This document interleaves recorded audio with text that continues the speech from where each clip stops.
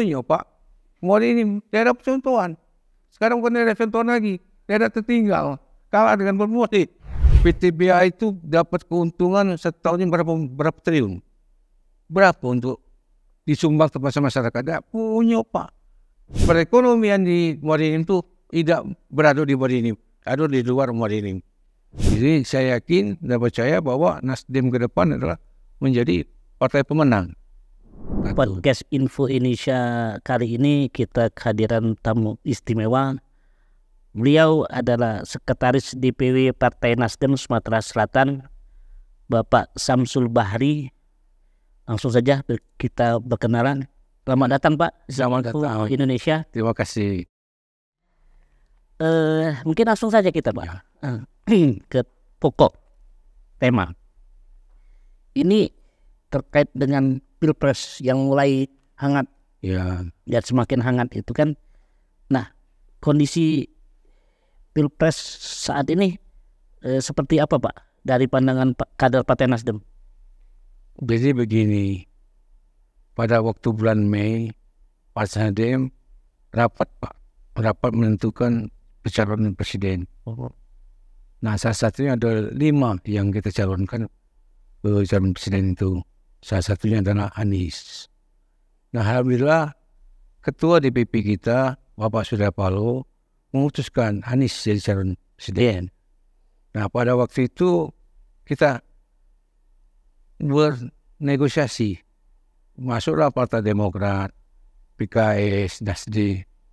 Kita mendapatkan hampir 28% syarat yang harus 20% syarat itu. Alhamdulillah ini berjalan Pak, berjalan mulus sampai 1 tahun lebih jalannya itu. Nah, pada masa-masa terakhir ini Demokrat membawa kita untuk minta penetapan. Nah, Ketua SP kita minta supaya dia setuju sama AHY, tapi belum saatnya dan itu. Tapi mencari celah siapa yang terbaik. Karena Nasdem berpikir adalah bagaimana untuk menjadikan negara ini menjadi negara yang adil sesuai dengan Undang-Undang 45. Itu aja paling kita lakukan. Itu lain tak kati kita ada imit lain tak punya gitu. Artinya bagaimana kita untuk membangun bangsa dan negara inilah. Itu situ-situ Nasdem untuk Partai Perubahan ini. Masuknya nama Muhaimin Iskandar tentu menjadi kekuatan baru para kader di Sumatera Selatan dan Indonesia umumnya gitu Pak ya.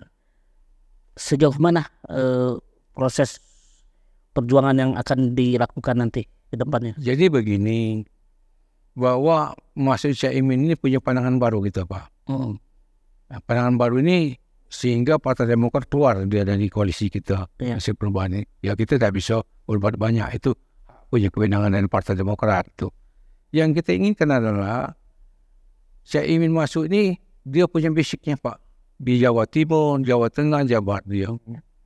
Nah, dengan pertambahan Jawa Timur, Jawa Tengah dan Jawa Barat ini, elektabilitas popularitas semakin naik. Itu insya Allah kita lakukan itu Pak.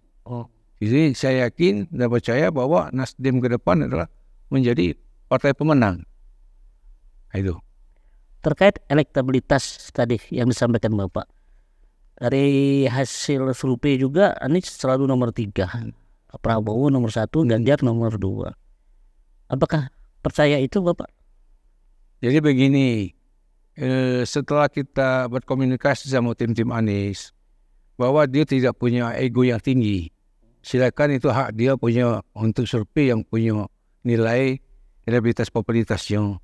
Tapi kita berkeinginan bahwa setiap kader kita tidak pernah datang itu memberikan suatu tanggapan masalah survei ini.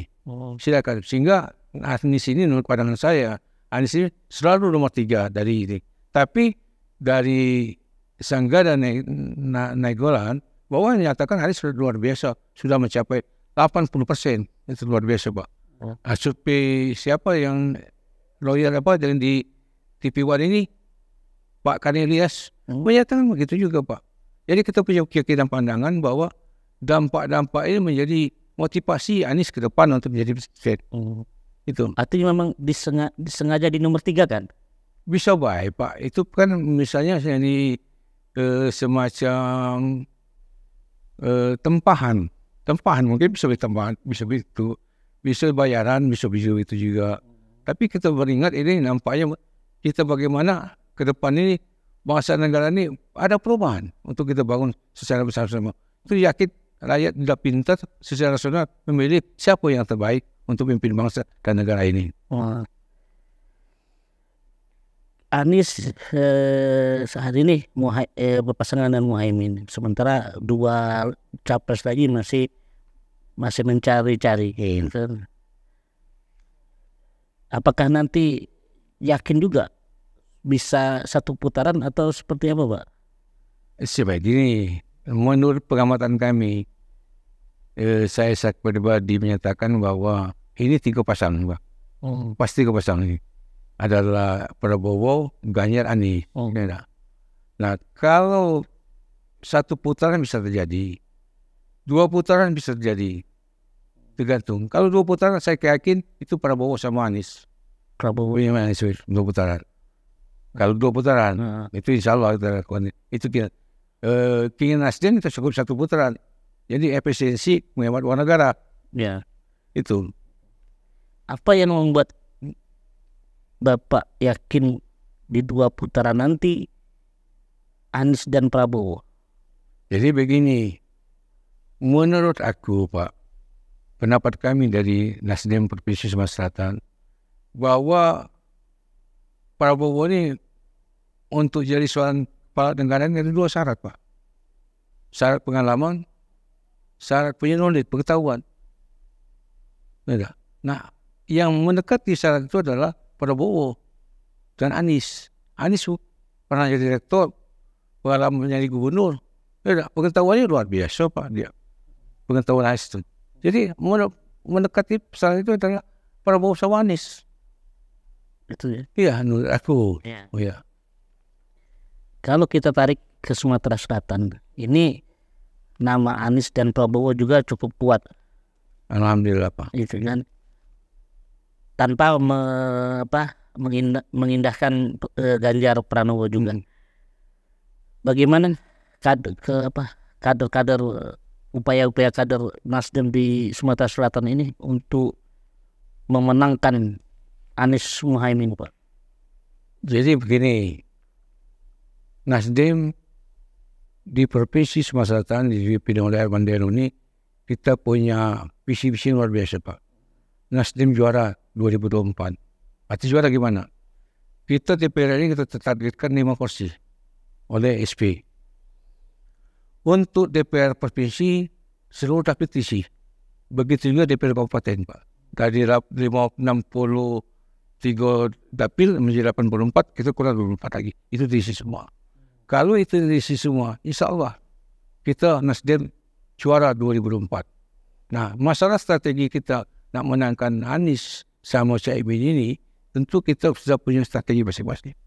Pertama, infrastruktur partai kita siapkan, Pak. Setiap bacalek yang akan ikut berkompetisi dengan baik itu tingkat kabupaten, tingkat provinsi, dia pasang logonya Anies. Itu salah satu ciri bahwa kita cinta sama Anies, Pak. Itulah salah satu syarat untuk mendominasi bahwa kita harus menang situ. Sebab aku yakin kami down ke daerah-daerah bahwa sudah dilakukan, bahwa kita ini sudah punya seyakin-yakinnya Nasdem ini kuat di Sumatera Selatan. Soliditas koalisi seperti apa, Pak? Nah, surat koalisi sekarang sudah dapat surat dari DPP bahwa kita harus koordinasi sama PKS, PKB. Ini masih kita insya Allah akan laksanakan dalam minggu-minggu ini. Insya Allah itu dapat. Terkait dengan soliditas tadi, Pak, di Nasdem juga tentu sudah punya strategi. Nah, untuk pencalekan ini strategi apa, Pak? Terus targetnya seperti apa? Sudah saya sampaikan tadi. Target untuk Sumatera Selatan ini Nasdem juara apa? Itu harga mati. Matinya untuk DPR provinsi kita sudah petisi. Kita siapkan. Kita rancang sedemikian rupa. Jadi 1-4 ini punya kader yang potensial untuk menang. Ini. Begitu juga tingkat kabupaten kota. Nah, kita instruksikan untuk menang ini tidak segampang masuk telapak tangan. Tentu punya perjuangan. Ya tak? Tak bisa kita lakukan dengan ego kita sendiri. Tentu kita koordinasi. Nah, kita main berhadapi itu mukanya. Padahal kita berhadapi satu persatu. Yang mana? InsyaAllah 1 minggu atau 2 minggu sebelum pelaksanaan pemilu 2024, ini saya tahu siapa menang siapa kalah. Nasdem itu punya strategi itu. Ada pertanyaan mungkin ini terkait politik identitas. Pandangan atau Nasdem sendiri terkait soal politik identitas itu. Jadi begini, kita ini lihat sama DPP Pak. Apa perintah DPP sesuai dengan dasar rumah tangga kita ikuti. Tidak, yang menyalahi politik identitas ini jangan dipakai. Tentu kita punya pandangan secara rasional aja Pak. Yang mana diingini masyarakat, kita survei yang mana kemauan masyarakat, yang mana yang hal yang kita perbaiki. Inilah tugas Nasdem Pak. Tugas Nasdem begitu. Jadi kita lihat ke DPP. Tidak bisa kita ego kita ada di DPP. Sehingga tidak bisa kita Pak. Tentu juga kita baik itu tingkat pusat, tingkat provinsi, tingkat kabupaten kota. Satu linear lah kita. Setuju dengan politik identitas? Ya kalau Nasdem ini kan ada namanya mau perubahan. Tidak, bukan setuju, ada perubahan. Insya Allah tahun 2004 ada perubahan nantinya. Itu. Perubahan apa yang dicita-citakan Nasdem untuk Indonesia 2024 ini? Jadi perubahan itu ada 3 hal. Pertama adalah mengembalikan Pak. Kedua memulihkan. Ketiga memaksimalkan supaya kembali lagi ke Undang-Undang 45. Jadi rakyat ini terasa betul bahwa Nasdem ini setelah partai pemenang dia ada keinginan untuk merubah, membalikan dasar-dasar Undang-Undang 45 itu. Itu yang lakukan Pak. Ini kita balik ke skup yang lebih kecil. Ya. Terkait ini loh Pak, saya ini sekarang menjabat sebagai anggota DPRD Sumatera Selatan dan punya dapil di beberapa daerah, terutama mulai Bapak melihat beberapa dapil ini apa yang kurang dari pandangan Bapak? Jadi begini, Nasdem ini dapil yang belum punya kota adalah dapil 10 belum kita Pak. Dapil 10, dapil 4 belum. Dapil 4, dapil 7 belum. Ya, ini 3 dapil ini belum kita punya Pak. Jadi sebagai Nasdem ke depan kalau 10 dapil ditambah bonus 2 dapil atau 1 dapil lagi 13 kursi ya. Jadi ketua kita DPR. Siapapun ditunjuk oleh DPP silakan nanti. Yang penting kita tugas kita sudah, kewajiban kita sudah kita laksanakan sesuai amanat daripada keinginan Nasdem. Terkait beberapa infrastruktur di beberapa daerah, kita bicara maksudnya beberapa daerah Pak. Di beberapa dapil Bapak, hasil reses kemarin apa yang menjadi catatan Pak? Jadi begini, setelah kita reses banyak salah pengertian masyarakat ini bahwa seolah-olah kita reses itu bisa menuntaskan persoalan, tapi tidak menurut aku Pak. Kita ni contoh, ada ibu-ibu minta baju dan wanita, minta rebana, itu bukan reses namanya, itu permintaan. Reses ini menampung aspirasi rakyat Pak. Apa misalnya? Contoh jalan setapak, infrastruktur, pendidikan, kesehatan, pendapatan, kemiskinan. Itulah yang kita inginkan, minta. Reses itu minta menampung aspirasi masyarakat, bukan minta baju olahraga, bukan itu. Itu salah paham masyarakat itu jelas kepada masyarakat itu Pak. Betul saya Nasdem minta contoh lagi, dia minta misalnya akses internet. Kami sulit Pak katanya. Apalagi musim warna minta air bersih. Dia Pak ya mau andi pun sulit kami airnya. Itu diminta. Jadi kita buat nanti kita paripurnakan di DPR provinsi, kita minta di TPD, masing-masing OPD memprogram itu. Nah, jadi persoalannya bagaimana itu pandangan kabupaten? Ya, bukan kewenangan provinsi. Jadi gini caranya Pak. Bang Gup ini Pak Gubernur memberikan bantuan tahun 2003 ini.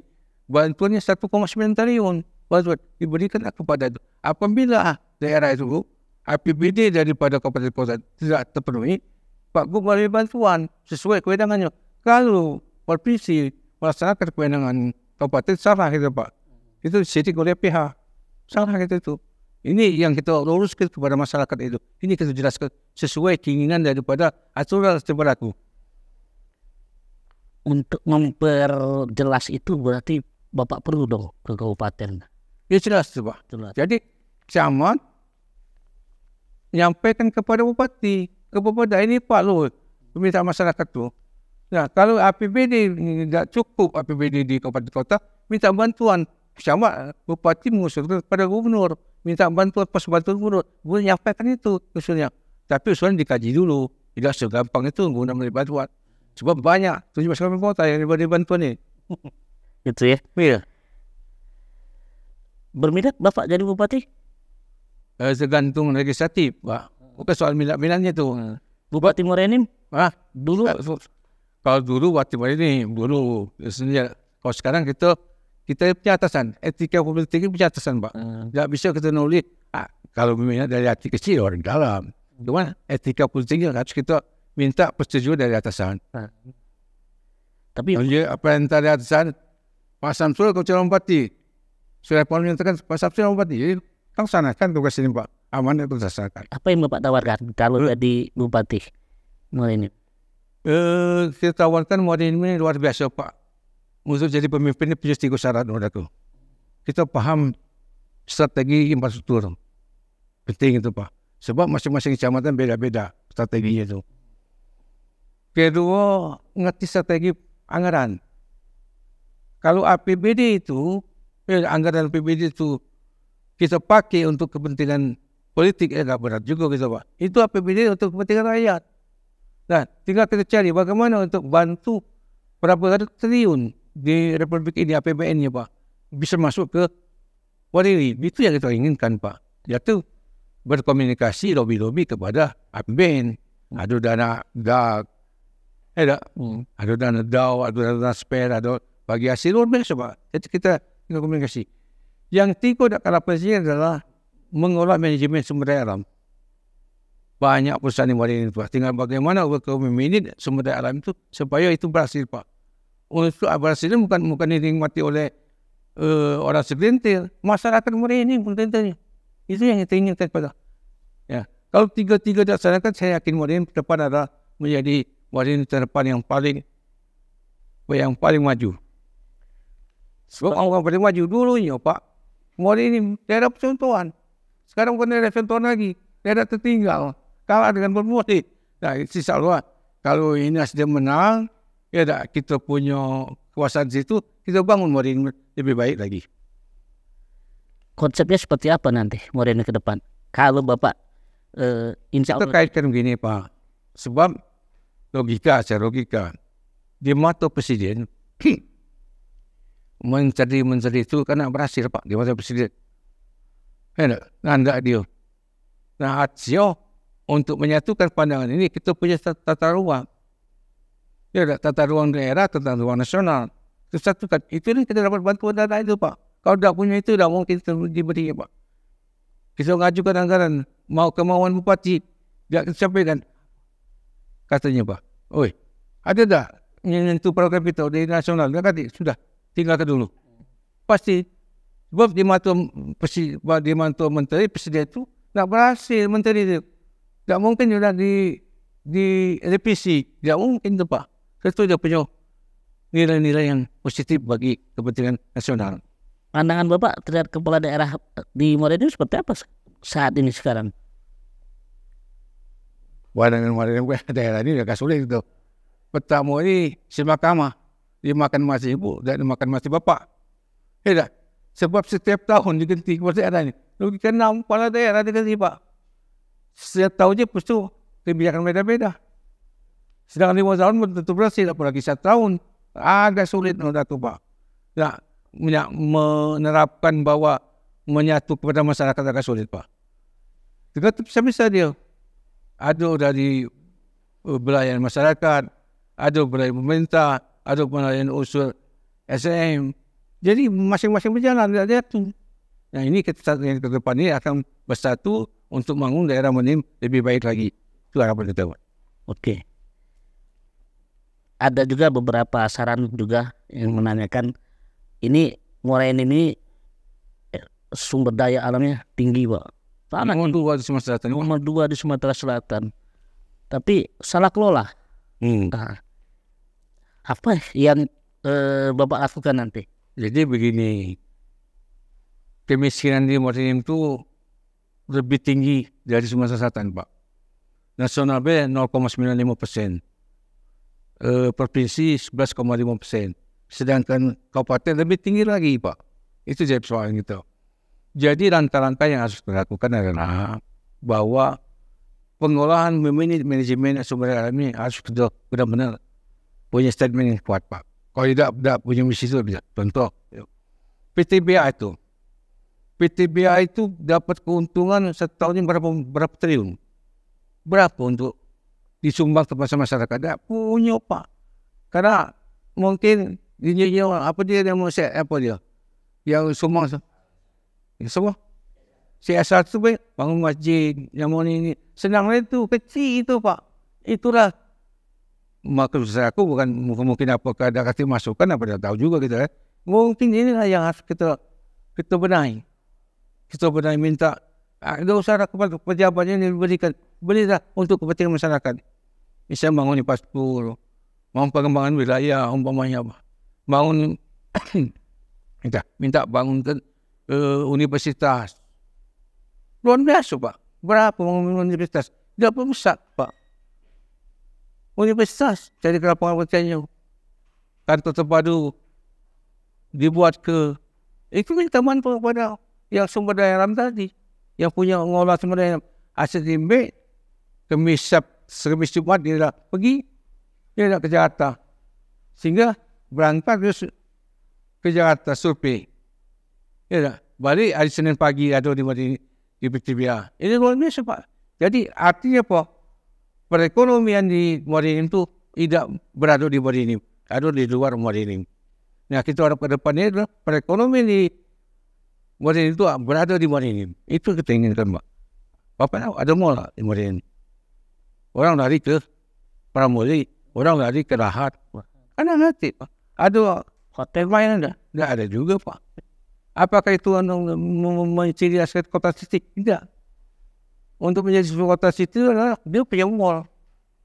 Tidak, punya mall gini misalnya. Kita beri contoh. Di pasar tradisional itu jam 10, jam 11 dah bubar, Pak. Kalau punya mall pasar modern, dia bisa jam 11. Jam 10 malam dia bisa tetap fokus pada begawi. Sekarang tidak. Balik dulu, ibu-ibu ni nak belanja dulu.